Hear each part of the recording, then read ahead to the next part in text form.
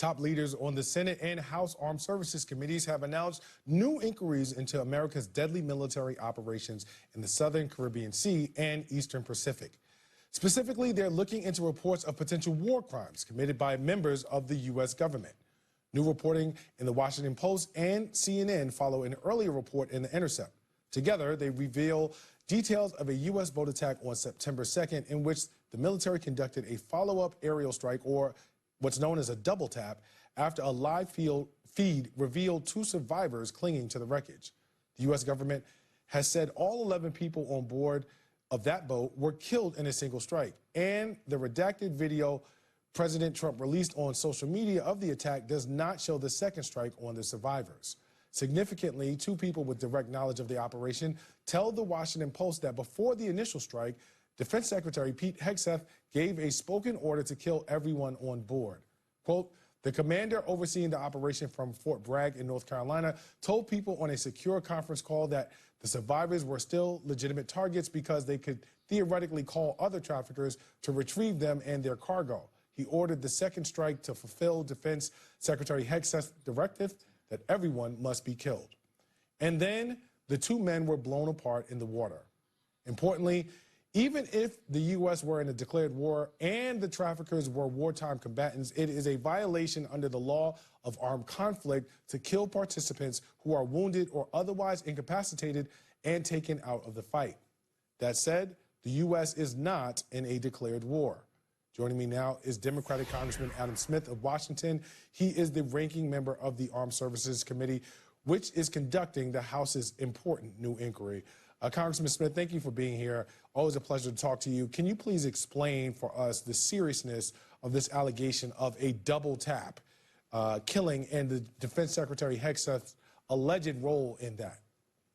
Well, I think you explained it perfectly well. If, in fact, we are in a declared war, and the White House is very contradictory on this, they claim that we're not.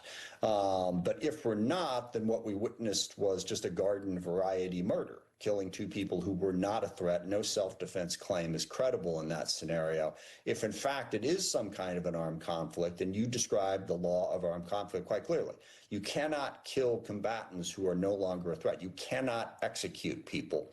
And look, the throughput on all of this actually connects to the previous segment you did.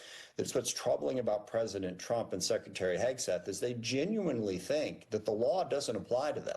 And it doesn't matter whether it's domestic law or international law, they do whatever they want and pay no attention to the rule of law. And what we're doing down in the Caribbean and in international waters in the Pacific is an excellent example of that. Certainly this strike is an extreme example, but the strikes themselves do not have a legal justification, even the first strike on the boats themselves. Congressman, the U.S. has conducted a series of at least 21 of these military strikes on small alleged drug boats, killing 83 people. Yesterday, Secretary Hegseth posted on social media, quote, our current operations in the Caribbean are lawful under both U.S. and international law, with all actions in compliance with the law of armed conflict and approved by the best military and civilian lawyers up and down the chain of command. Now, Hegseth has not provided any evidence publicly to back any of these claims, but has anything been presented to you behind closed doors in support of them? Yes, a couple months into the operation. So this was long after they had started doing this. They did produce a memo, which certain members were allowed to look at, which is incredibly contradictory. Basically, half the memo explains why the narco-terrorist groups, as they describe them, are in a war, in an armed conflict with us. And the other half of the memo explains how it's not a war, and therefore they don't have to follow the War Powers Act. There's no legal justification for this that makes any sense, and this is part of a larger theme. And let me go broader on this as well. Supposedly, we're doing this because Trump is concerned about drug trafficking. But just a couple days ago, he pardoned a convicted drug trafficker, former president of Honduras. Earlier, he had pardoned, Ross Ulbricht, who was running this, crypto online secure drug dealing operation. So he doesn't seem to be concerned about drugs. What he's concerned about is presidents like Petro and Maduro who defy him. Okay, so what we're doing here is highly questionable. And then you look at what's going on in Ukraine, where Trump tried to sell out Putin. It's like he wants to go back to the 19th century, where rule of law was irrelevant. Strong countries did what they wanted to, and also where spheres of influence existed. Look, this is troubling on a whole series of levels. Yes, to your very specific point, what we're doing down there does not adhere to any law that we've had. But what Trump and Hegseth are saying is, law doesn't apply to us. We can do whatever we want. And to that point, Congressman, you have been very plain in your language calling these strikes illegal.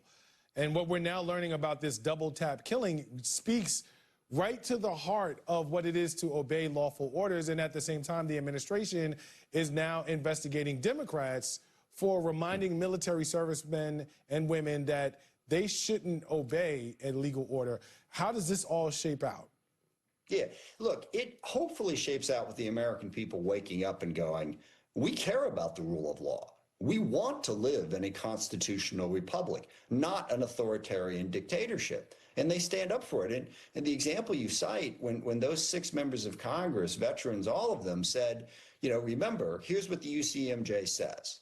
You have an obligation to not follow illegal orders. All they did is they restated what is the law. And now Trump and Hegseth are trying to intimidate them. And crucially, they're also trying to intimidate others. You know, I know all 6 of those people. I've spoken with Mark Kelly about this extensively. They can take care of themselves and they will defend themselves.